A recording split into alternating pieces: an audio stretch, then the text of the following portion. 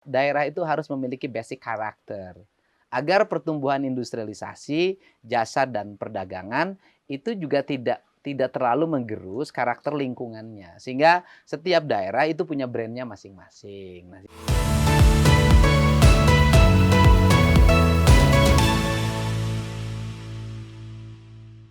Oke, dan ini Pak, kalau misalkan dari Kang Deddy sendiri ini melihat perkembangan Jawa Barat saat ini dari segi pertumbuhannya itu gimana sih Pak?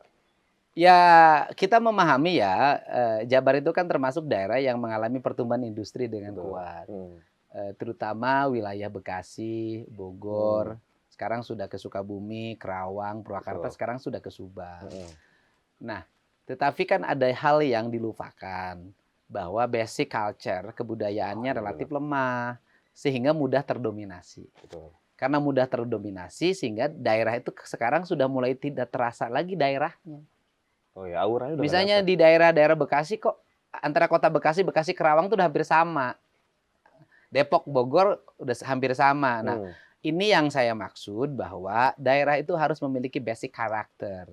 Agar pertumbuhan industrialisasi, jasa dan perdagangan itu juga tidak terlalu menggerus karakter lingkungannya. Sehingga setiap daerah itu punya brandnya masing-masing. Nah, ini yang ada dalam ide-ide pikiran saya. Dan kita harus kagum dong, misalnya dari sisi itu kita harus kagum sama Bali. Oh, iya. Bali itu kurang gimana sih digempur oleh turisme internasional yang luar biasa. Tapi kan orang Balinya nggak berubah. Kalau pergi ke Bali bukan orang Bali ngikutin turis kan. Orang turis ngikutin Bali. Betul. Gimana kita menciptakan sekarang itu kalau orang datang ke Subang, bukan orang Subang ngikutin pendatang. Tapi orang pendatang ngikutin Subang. Maka saya, kampung ini saya kasih nama Lembur Pakuan. Dengan sebuah brand identitas ya. Nah, tujuannya apa? Ini kan sebuah contoh kecil. Bagaimana ke depan kita ini bangun kampung-kampung seperti ini di berbagai tempat. Dibangun karakter budayanya yang kuat, desain arsitekturnya yang memadai, sehingga semua tempat itu adalah area-area rekreatif yang bisa membangun hubungan manusia secara harmoni. Seperti itu. Berarti ini serius lah ngomong. Ini benar ya, karena emang kultur itu di Bali emang semua pada ngikutin warga daerah situ ya. Iya dong. Tapi sini saya juga pas saya masuk sini juga kita udah masuk langsung, oh ya ini benar-benar Subang nih. Subang ini begini nih. Udah lumayan dapat nih. Iya. Kulturnya. Tapi cuma satu kampung ini. Iya. Ini Pak yang saya baru itu. Artinya gini loh. Kenapa sih para pemimpin itu tidak melakukan itu? Kenapa sih para kepala desa tidak fokus dalam setiap hari? Ada itu sebuah ciri khas. Iya kan, membangun peradaban di lingkungannya kan kecil. Iya. Desa ini kan misalnya paling banyak ngelola 10 RW.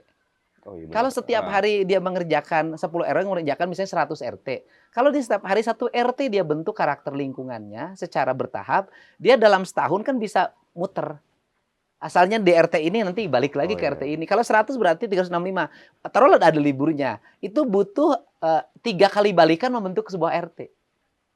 Nah, problemnya kan kita tidak melakukan itu. Nah, saya ini orang yang suka mengerjakan sesuatu sampai tuntas. Tapi ini semuanya sudah selesai atau masih ada? Belum. Saya membangun di sini yang disebut dengan ekosistem ekonomi.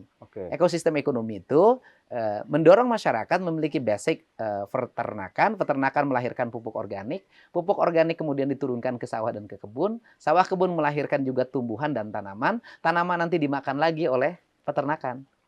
Jadi semuanya berputar. Sampah dikumpulkan, sampah kemudian jadi pupuk, sampah menjadi pakan ternak, muter. Tapi balik lagi ke kultur awal. Dan itu di Subang gitu ya. Nah, iya, saya di sini di Lembur Pakuan ini Lembur Pakuan namanya. Ini saya membangun kultur itu. Nah, kalau semua orang dibangun semangat itu, bicara tentang ekonomi, kita akan mewujudkan kemandirian ekonomi publik loh. Wah, setuju banget, Pak. Di mana nanti setiap daerah, setiap kampung, kita negara ini kan isinya kampung. Ya udah kita membangun Indonesia, kita bangun kampung kita aja. Nah, kalau setiap kampung sudah otonom secara ekonomi, bayangin, kampung memiliki sampah. Dari sampahnya melahirkan pupuk, dari pupuknya melahirkan ketahanan pangan, dari ketahanan pangan nanti juga melahirkan ketahanan peternakan, dari ketahanan peternakan melahirkan pupuk organik, makin jadi siklus. Nanti jadi energi. Bayanginlah suatu saat misalnya masyarakat punya listrik sendiri, masyarakat punya pupuk sendiri, masyarakat punya produk pangan sendiri. Kuat banget, setiap kampung diperkuat seperti itu. Wah, itu pasti bakal berkembang. Nah, nanti negara punya pendapatan dari migas, dari pajak-pajak, dari berbagai hal kan bisa duitnya dikumpulin nih. Kumpulin untuk apa? Untuk masa depan kita. Rakyatnya diasuransikan, punya gaji hari tua. Gitu dong. Tepuk tangan dong. Waduh, ini konsepnya dong. udah pada bengong semuanya. Iya, bener. Coblos enggak ya? Oke. Pak, ini kalau misalkan saya lihat ini kan konsepnya hampir mirip-mirip kayak Bali. Ya. Ini sebenarnya maknanya apa sih, Pak? Gini, Bali itu kan Sunda itu dari sisi sejarah peradabannya disebutnya kakak tertua. Oh, Sunda. Jadi Bali itu saudara kandungnya, lebih muda. Oh. Jadi sebenarnya peradaban Sunda itu jauh lebih tua gitu loh. Sehingga kalau saya ketemu sama tokoh Bali selalu nyebutnya ke saya itu kakak tertua. Nah, jadi lah kita kan saya orang Nusantara ya, memiliki basic kesundaan. Nah, saya orang yang mencoba untuk menghadirkan seluruh komponen budaya itu menjadi asimilasi kebudayaan. Okay. Makanya kalau masuk ke sini, maka kita akan mendapatkan 3 atmosfer. Yang pertama kita akan mendapatkan atmosfer Bari, yang kedua akan mendapatkan atmosfer Jawa, yang ketiga kita akan mendapatkan Sunda sebagai basic awal. Jadi emang kalau sebenarnya di zaman dulunya itu Sunda itu paling tertua. Tua. Oh. Makanya dibuat konsep gini juga masih masuk ya? Iya, masih masuk. Oke. Nah, kalau misalkan maknanya sendiri, Pak, dari konsep kayak gini. Ya, maknanya adalah sebenarnya kan membangun harmoni ya.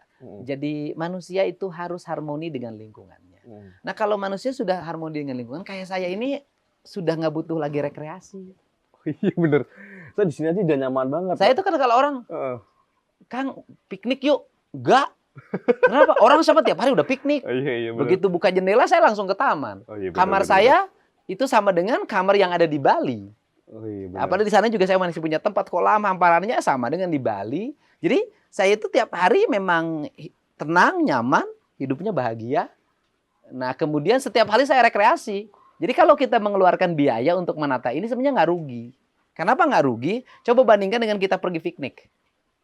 Tur ke Bali, berapa dibutuhkan dalam setiap malam? Walaupun saya suka sekali-kali untuk pergi, untuk melakukan studi lagi. Artinya apa sih yang kurang di rumah saya tiru. Oh, berarti ini kemungkinan ada bakal tambahan lagi gitu? Oh masih. Masih banyak? Masih dong. Nggak ada yang sempurna selama manusia itu masih hidup. Mantap, tepuk tangan dong. Bener. Jadi kita nggak perlu jauh-jauh ke Bali ya untuk bisa kita berwisata, untuk kita healing bahasa gaul sekarang ya Pak ya. Bangun Bali di rumahnya masing-masing. Betul, ya kan? Tapi tetap harus ke Bali dong. Kalau kita nggak berkunjung kan kasihan industri pariwisatanya. Saya tetap jalan juga loh ke Bali. Tapi setidaknya kita juga bisa membuat warga yang ada sekitar juga bisa merasakan atmosfer Bali ini juga. Iya dong. Ya, Pak ya. Aduh, ini makin seru ya ngobrol sama Kang Deddy. Aduh, nggak sia-sia gue datang dari Jakarta ke sini loh. Serius loh, thank you semuanya. Oh, saya juga nggak sia-sia ketemu. Iya, betul. Bahaya pandemi yang tidak kerja lebih berbahaya daripada yang terpapar virus.